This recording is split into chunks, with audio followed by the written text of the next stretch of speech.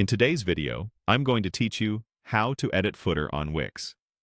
By the end, you'll know exactly how to access your site's footer, update the text styling, and publish your changes so they show up across your website.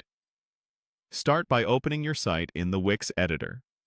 Once the editor loads, scroll to the very bottom of any page to find the footer area. On many templates, this may appear as a strip or a section without a title. Click the section at the bottom to select the footer container. You'll see on-screen highlights indicating the area that's currently selected.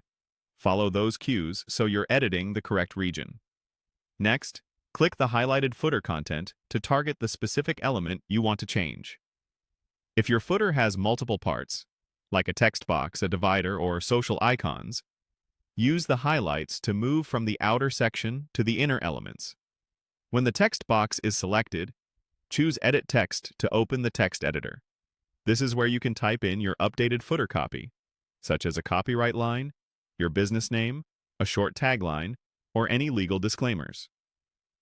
With the text editor open, apply consistent styling. Select the style labeled Paragraph 2 to match your site's typography system. Using a predefined text style keeps your footer on brand and makes it easy to update across the site later.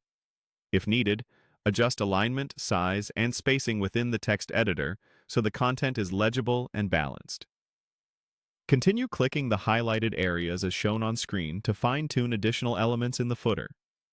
This might include selecting the container again, choosing another text block, or stepping through nested elements until everything is set.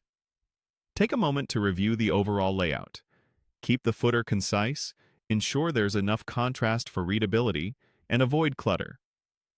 If you include links to policies or contact pages, make sure the links are accurate and easy to tap.